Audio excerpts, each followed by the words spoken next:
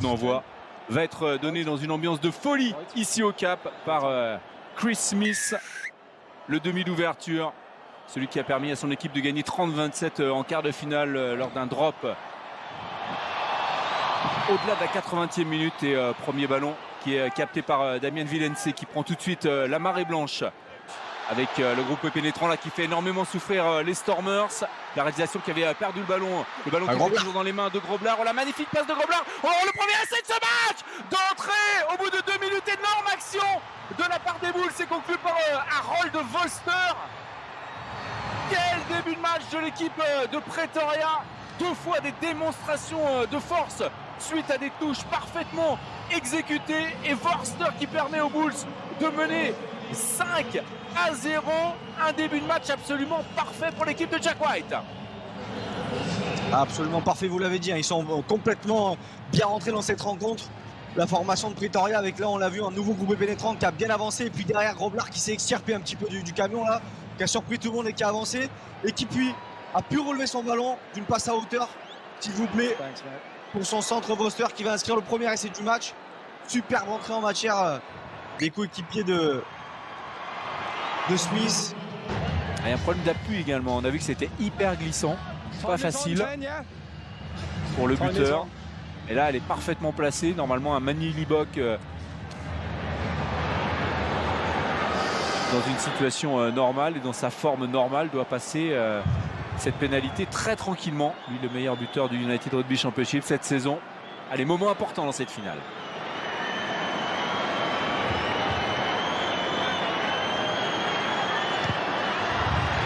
Valera rectifie le tir, Manny Libok.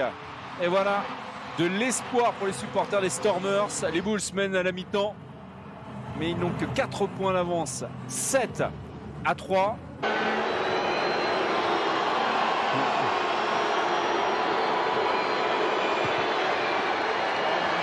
Pas de problème pour lui, il est solide. Le poteau du milieu pour Chris Smith, auteur de 5 points depuis le début de la partie.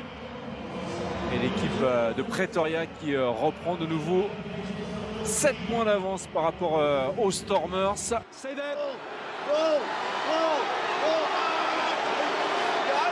Jean Gilles, la mêlée est stabilisée pour le demi de mêlée champion du monde. Il y a des possibilités. Villemc est lancé. On était la limite de l'en avant, mais il est arrivé pleine balle là, tout près de la ligne d'en but. Rousse là, il est quasiment inarrêtable dans ce genre de situation, et c'est l'essai de la part de Rousse.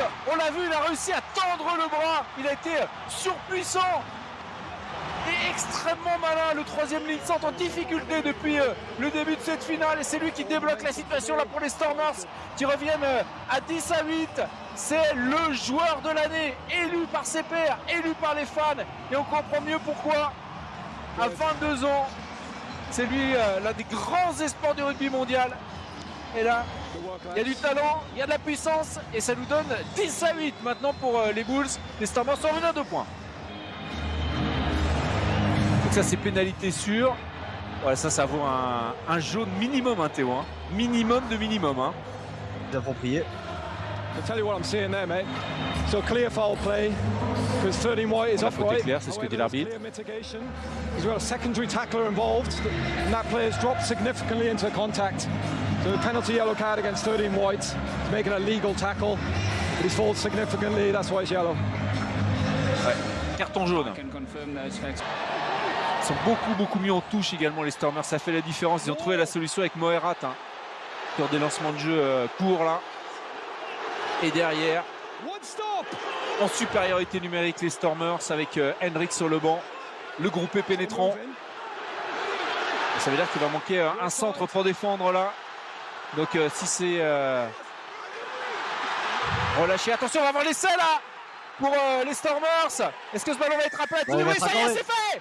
L'essai pour les Stormers avec le nouvel entrant, André Hugo Venter, 20 ans, qui vient de remplacer Gigi Kodze.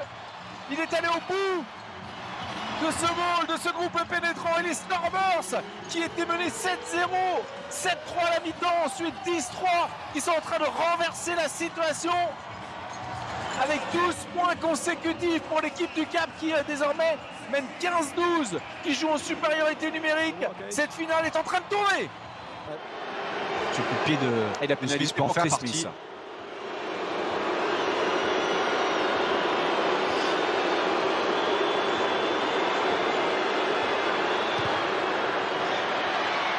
Tranquille, toujours aussi serein Chris Smith.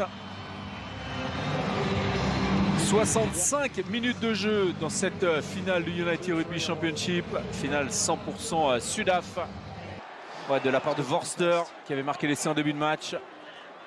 On a reculé de quelques mètres là pour les Stormers. Avec Junior Pocomena. Oh, la tentative de drop de Liboc. Oh, ça passe! Oh, le drop qui a surpris tout le monde! Quelle action de la part de Mani Liboc! On pensait qu'on allait tenter l'essai du côté des Stormers et ça met le feu au stade. 5 points d'avance désormais pour l'équipe du Cap qui mène 18-13. Il l'a tenté, il l'a réussi.